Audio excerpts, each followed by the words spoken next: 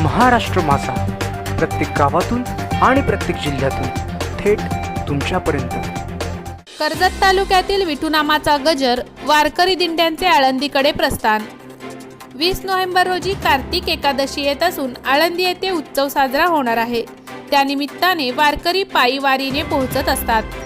कर्जत तालुक्यातून वारकऱ्यांच्या पायी दिंड्या रवाना होत आहेत। खांडस, पिंपळोली, नेरळ, हलिवली या भागातून या दिंड्या हरिनामाचा जय जयकार करीत आळंदीच्या वाटेवर येत आहेत। कार्तिकी एकादशीसाठी वारकरी दरवर्षी आळंदी येथे संत ज्ञानेश्वर माऊली यांच्या समाधीचे दर्शन घेण्यासाठी जात असतात।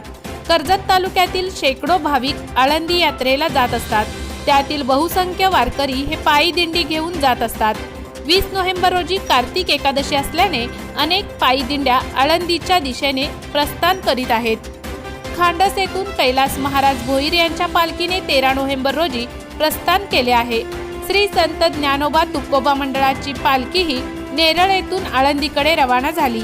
विजय महाराज पाटील यांची पायी दिंडी पिंपळोली गावातून नेरळ मार्गे रवाना झाली आहे।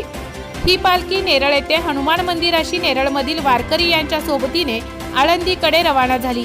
कर्जत, हालिवली येथून ज्येष्ठ हरिभक्तपरायण राणे महाराज यांची कोकण दिंडी उद्या आळंदीकडे प्रस्थान करण्यात आली। हरिनामाचा गजर करीत निघालेल्या या पायी पालख्यांमुळे रस्ते मार्गावर वारकऱ्यांची आणि त्यांच्या हाती असलेल्या भगव्या ध्वजांची गर्दी दिसून येत आहे। महाराष्ट्र माझासाठी गणेश पवार।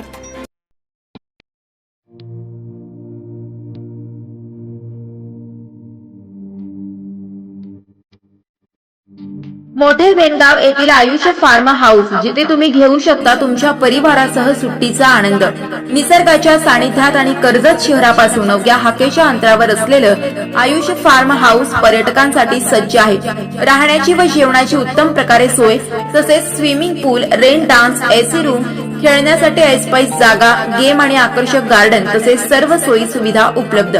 पत्ता: मोठे वेणगाव, कर्जत, रायगड। बुकिंग साठी संपर्क: भाई गायकार 88 88 38 11 11, अभिषेक गायकार 88 88 37 11 11, अवंतिका गायकार 77 20 04 56 78। तुमच्या परिवार आणि मित्रांसोबत सुट्टीचा आनंद घेण्यासाठी आताच बुक करा आयुष्य फार्म।